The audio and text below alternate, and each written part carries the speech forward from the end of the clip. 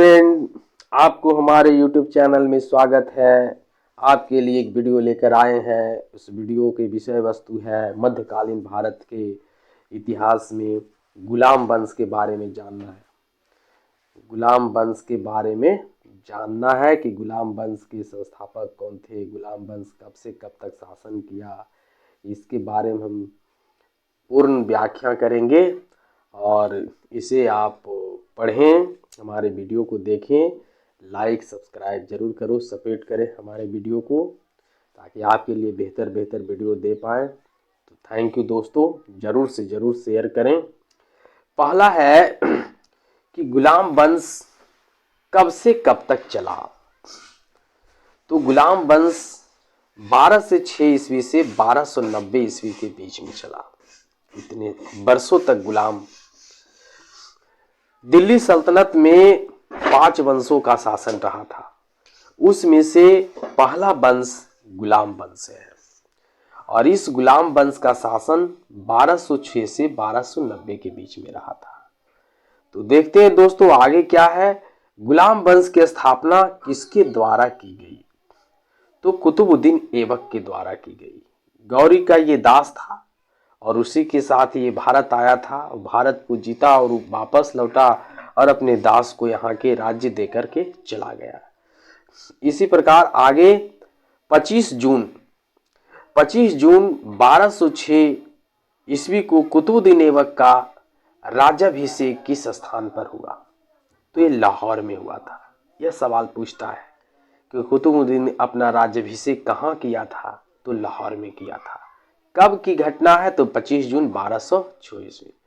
आगे कुतुबुद्दीन ऐबक ने अपने साम्राज्य की राजधानी किसे घोषित किया? जब वो सुल्तान बन गया, शासक बन गया, तो उन्होंने अपनी राजधानी लाहौर को, अपनी साम्राज्य की राजधानी किसे किया था? तो लाहौर को किया था। आगे भारत में तुर्की राज्य का संस्थापक कुतुबुद्दीन ऐबक को माना जाता है। कुतुबुद्दीन ऐबक ने कभी सुल्तान की उपाधि धारण नहीं की। इसने केवल मालिक जो लिखा हुआ है वो मलिक होगा, मलिक और सिपह सालार का पद धारण किया था। यानी ये जो सुल्तान अपना जो समर्पित करता था वह किसके पक्ष में करता था? तो इस्लाम जगत में एक खलीफा होता था, उसके अधीन शासन चलाया था। इसी प्रकार से कुतुबुद्दीन ऐबक को उदारता तथा अत्यधिक दान देने के लिए कौन सी उपाधि दी गई? तो लाख बख्श की उपाधि दी गई। ये जो कुतुबुद्दीन ऐबक था ने लाखों में दान करता था, मतलब बहुत दानी आदमी था, इसीलिए उदारता से इसे क्या कहा जाता था? तो लाख बख्श कहा जाता था। आगे अत्यंत सुरीली आवाज में कुरान पढ़ने के कारण कुतुबुद्दीन ऐबक को किस उपाधि से नवाजा गया? तो कुरान खान की उपाधि से नवाजा गया।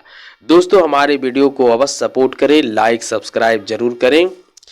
आगे है भारत की प्रथम मस्जिद कुब्बत होगा, कुब्बत लिखा गया है। उल इस्लाम की स्थापना किसके द्वारा करवाई गई थी? तो इल्तुत यानी कुतुबुद्दीन ऐबक के द्वारा करवाया गया था।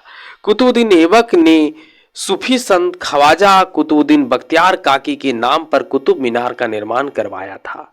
यह भी सवाल पूछता है कि कुतुब मीनार का निर्माण किसने करवाया, प्रारंभ करवाया था? तो ऐबक ने करवाया था। 1210 में चौगान खेलते समय घोड़े से गिर जाने के कारण ऐबक की क्या हो गई? मृत्यु हो गई। कुतुबुद्दीन ऐबक की मृत्यु के पश्चात इसके पुत्र आराम शाह को अबदस्त कर गुलाम वंश का अगला शासक कौन बना? तो इल्तुतमिश बना। प्यारे दोस्तों, कुतुबुद्दीन ऐबक की जब मृत्यु हो गई तो इसका पुत्र आराम शाह सुल्तान बना, लेकिन यह सुल्तान अयोग्य था, यानी ये शासन करने लायक नहीं था, जिसके फायदा उठा करके इल्तुतमिश ने खुद को सुल्तान घोषित कर लिया। इल्तुतमिश सुल्तान बनने से पूर्व किस प्रांत का सूबेदार था? तो बदायूं का था, बदायूं का। दिल्ली सल्तनत का वास्तविक संस्थापक किसे माना जाता है? तो इल्तुतमिश को माना जाता है। देखिए दोस्तों, पूछता है दिल्ली सल्तनत के संस्थापक कौन है? तो ऐबक होता है। लेकिन अगर पूछ दिया जाए कि दिल्ली सल्तनत का वास्तविक संस्थापक किसे माना जाता है? तो कुतुबुद्दीन यानी इल्तुतमिश को माना जाता है। इल्तुतमिश दिल्ली सल्तनत का प्रथम सुल्तान था जिसने दिल्ली को अपनी राजधानी बनाई तथा बगदाद के खलीफा से सुल्तान की उपाधि प्राप्त की, है ना। इल्तुतमिश ने 40 योग्य तुर्क गुलाम को मिलाकर एक दल बनाया था। कहता किस दल का गठन किया था, तो तुर्कान चहलगानी, जिसे 40 दल कहा जाता था। आगे मंगोल आक्रमणकारी चंगेज खान भारत के उत्तर पश्चिमी सीमा पर किसके शासनकाल में आया, तो इल्तुतमिश के शासनकाल में आया। इल्तुतमिश ने भारत में एकता व्यवस्था प्रारंभ किया था। देखिए पूछता है एकता व्यवस्था प्रारंभ करने वाला भारत में कौन था, तो वो इल्तुतमिश था। आगे 1236 में दिल्ली सल्तनत की गद्दी पर बैठने वाली प्रथम व अंतिम महिला यानी मुस्लिम महिला शासक कौन थी, तो रजिया सुल्ताना थी। कौन थी, रजिया सुल्ताना। रजिया के सुल्तान बनने के पश्चात होगा गुलाम अकूत को किस पद पर नियुक्त किया, तो अमीर ए अखीर पद पर नियुक्त किया गया। रजिया सुल्तान के विद्रोही अमीरों ने रजिया की हत्या करवाकर किस दिल्ली सल्तनत की गद्दी यानी किसके जगह किसे होगा, किसे दिल्ली सल्तनत की गद्दी पर बैठाया, तो बहराम शाह को बैठाया गया था। बलबन को उलुग खान की उपाधि किसने प्रदान की थी, नसीरुद्दीन महमूद ने। आगे है दिल्ली का सुल्तान बनने की पश्चात होगा, है ना। तुर्कान चहलगानी को किसने समाप्त कर दिया, बलबन ने कर दिया। अपने विरोधियों के प्रति कठोर लौह एवं रक्त की नीति का पालन करने वाला सुल्तान कौन था, तो ये बलबन था। कौन था, बलबन था। आगे सिजदा एवं पैबोस प्रथा को अपने दरबार में प्रारंभ करने वाला सुल्तान कौन था, तो बलबन था।